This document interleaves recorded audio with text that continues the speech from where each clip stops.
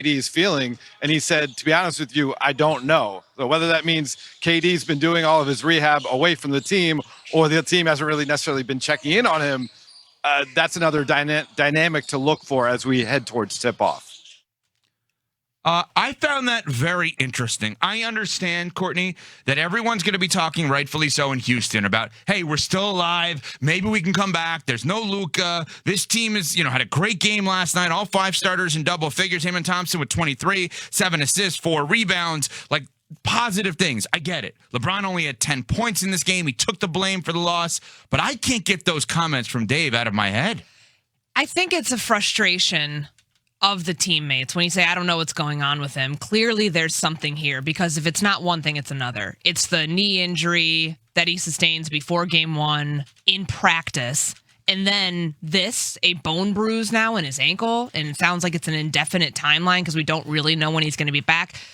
I mean, you can wrap this thing up in a gentleman's sweep if you're the Lakers. And maybe they're thinking that Kevin Durant isn't going to try to force his way back to try to get back for no reason at all. But I think it speaks to, it's pretty loud. It's a pretty loud statement for a player to say, I don't know what's going on with my teammate when you guys are supposed to be the most locked in you've been all season now that you're in the playoffs. And you've had to do this for the majority of the series without him. I think it's a sign that maybe things aren't so great down there. There has been some friction. Obviously, this has been a team that's underachieved in a big way because of injuries being one thing, but also when you get to the playoffs, your best player is not there, and you're also playing without your second best player last night too. So I think it's... And Fred VanVleet, who they haven't played with all year. Sure. I mean, but this was supposed to be a team that wasn't in this situation this year. And I think it's just the frustration of teammates right now realizing that the underachieving had nothing to do with him, had nothing to do with stuff that they could control.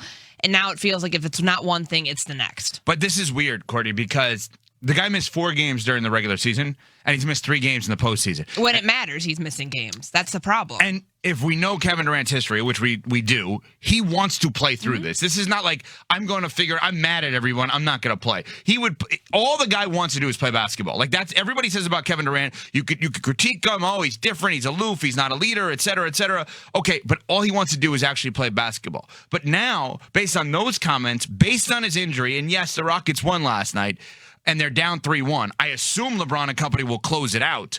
So it is a fair question, I think, to ask this. Has Kevin Durant played his last game with the Houston Rockets? You think that was a 1-year experiment? I think it very well could be. I think the more fair question, even though it's probably not fair because of the circumstances with injury, would surround Ime Udoka and how much longer he'll be the coach there before we're talking about Kevin Durant and this being a one-hit wonder. Oh, I think both are on the line right now. I think Ime more so than Kevin Durant. Right, but if you painted a picture where all of a sudden the Lakers come back in a Game 5 and win, okay, and they close this Rockets team out in 5 games, I think it is completely on the table that Kevin Durant is one and done in Houston and that Ime Udoka is not the coach next year. For 2 reasons with Durant. 1, just may not have fit, and 2, he has an enormous contract that would help you get another enormous contract. I don't know. Let's call that guy Giannis, hypothetically. Not that the Bucks are going to sign up for Kevin Durant, but certainly that is a guy that could facilitate a 3-way deal. I think that what we saw last night, the game is completely overshadowed by the mystery around Kevin Durant as given to us by Thompson by way of Dave McMenamin. Like, that's not like us making this up. You said, that's an odd thing for a teammate to say. Just at this time of year, too, when you're right. Kevin Durant has never tried to skirt playing in playoff games. He wanted to play so badly in the series with the Warriors against the Raptors that he came back and ruptured his Achilles. Right. So I don't think you can ever question what his motives are. But the fact that there's this mystery around, is he rehabbing? This creates more questions about what's going on behind the scenes. Is he rehabbing with the team? Is he around the facility? Is it worse than we thought initially? Like, do they feel... because Amen Thompson played great last night. He carried that team to the win. And they had to rely on him, rely on Şengün. I don't know if you get another game out of that. Maybe you do and it goes 6, but then you still know that it's probably a Lakers win and they're moving on to the Western Conference semis. This just feels like there's more going on behind the scenes, and you got a very tiny glimpse from a comment a player made during pre-game media availability during shoot-around that shows you that there's more to be seen here, more that we have yet to uncover. And this will be part of the postmortem of this Rockets season whenever it ends. And I think we'll get a lot more answers that probably highlight just how tenuous this season was, probably before it began. All right, very quickly. I know Nuno Miguel Barrera Teixeira DeVito, our producer, is hoping for a Lakers blown lead here from a storyline perspective. Did you get anything last night? Lost. LeBron only making 2 field goals, 10 points. Marcus Smart jawing at everybody after the game. I mean, is there anything that is kind of there for you to jump into? Maybe they'll blow a 3-0 lead. No, not yet. Like, they lose game 5, I'll be on that. You're there? Yeah, but like, not yet. I think it's just the one like, hey, it is what it is. They got theirs. Let's go back to LA and finish it off. And do you think that KD will play another game for the Rockets? I do not. I think he's done. Done. Yeah. Wow. I guess I'm still in the minority on that. Yeah, I'm surprised you're surprised. Like, I don't think that's a bold question to ask, and you took it that way, which is interesting. Like, I just think that we should be talking more about Ime Udoka and Well, his we're gonna talk future equally. before Yeah. we get to the Kevin Durant of it all. All right, a lot more to talk about over the next 3 hours and 45 minutes or so, including Courtney with the hot dogs and the ketchup and Wilbon being upset about that. But a series that is 3-1 that I think is surprising a lot of people all of a sudden has some extra drama. We will get to that as well as the NFL draft rounds 2 and beyond, obviously, as the show progresses. But first, and he refused to turn around because he knew I was there. Good morning, Courtney. Good morning. Isn't it nice coming up here? I love it here. I wish that we did the show from up here Don't make more any often. I wish we did the show from up here more often because I feel like I'm up here more, and I'm usually like when I'm in studio, it's me here, Vegas East, and you and Michelle in New York. So I like that we actually get to be in a bigger studio, better lighting, and do the show from better here. light. You're taking shots of the lighting? It's little things that I Lighting notice is like vital that. for a radio show. We've always said that. Radio show also on TV. I'm aware. Michelle would agree with me if she was here, but I believe she's still in Pittsburgh. She going to go to the she game moved today? there. She's actually moved She loved there. it so much she's staying. I agree with you. I would love to be here more. Hi, guys. Morning. Good to see you guys. Anybody want to say? I mean, it's not me. I'm not the issue Yeah, in this case. why aren't you guys here more? I'd like to be. What's the problem with that? I don't know that, it's... I think Courtney's done the show from Bristol more in the 3 years we've been on than you guys have. I think that's factually accurate. I really do. Than me? 4 times? I've been here. It's been like 15 times over the Oh, last that's year. definitely more than. By the way, I got to call Courtney out on something right away. There's so much going on right now. We're going to dive into all the later rounds of the draft. I did write down every single pick in case somebody was wondering. All 7 rounds. You can't find it anywhere else but my notepad. We were in Pittsburgh for the draft. There is obviously NBA and NHL playoffs going on. Major League Baseball, a massive move with the Red Sox cleaning everybody out this weekend. She had the most non-humble brag of all time this morning. And it is very sports related.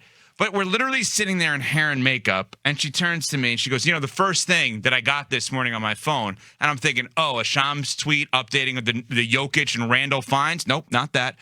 Information about when Reeves could come back for the Lakers and trying to close this thing out. And Embiid's back, maybe something on that. Wemby's comments in a win, but like kind of taking shots at the concussion protocol. No, just checking my phone. Got a text from Wilbon unsolicited this morning. As in Michael Wilbon. Go ahead. I mean, this is the humble. No, this is just the brag that you gave me. It wasn't. It's actually a diss towards me. So I woke up to this. This was sent at 11:47 last night. Michael Wilbon, obviously all over the NBA, stayed up till the very bitter end of that Rockets-Lakers game, I imagine. It reads, people who put ketchup on hot dogs should be taxed. Few things are more annoying. And there's only a couple of reasons I believe I got this text message. Number one, on Best Week Ever yesterday, we were talking about Logan Jones. The Bears. 7, 8 to 10 Eastern on Sunday mornings. It wasn't as good yesterday because Gabe was on with you. Go ahead. I think it was actually better because Gabe was on. Wow.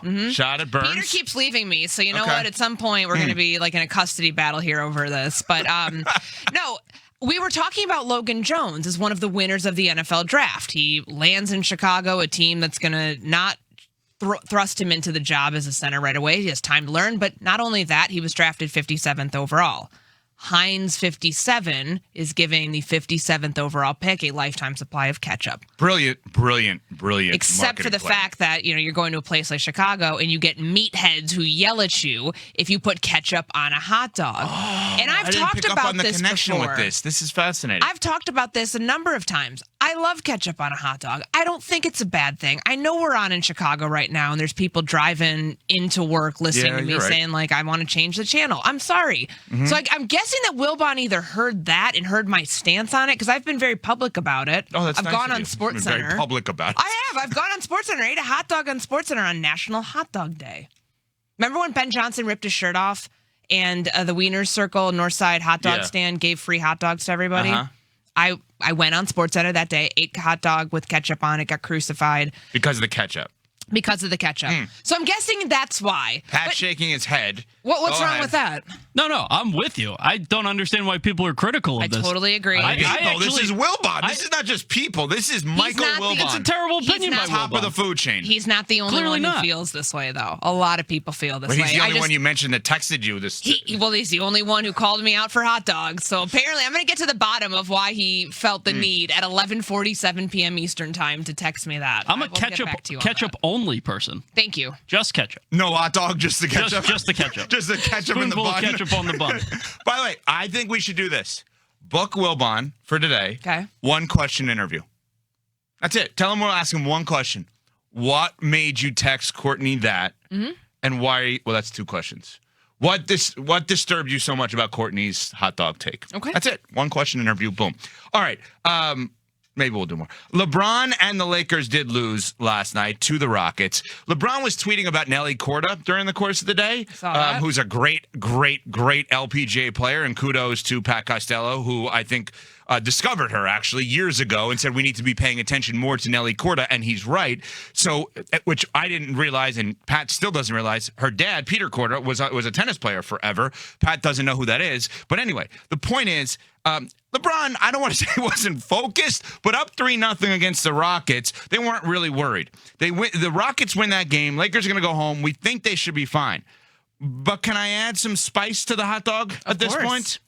How about what Dave McMenamin said pregame, our tremendous ESPN NBA reporter, about Kevin Durant, who was ruled out with an ankle injury of this game? And Shams Charania said he would normally be out 2 to 3 weeks if it were the regular season. We'll see what happens from here. But take a listen to what Dave McMenamin had to say pregame on Inside the NBA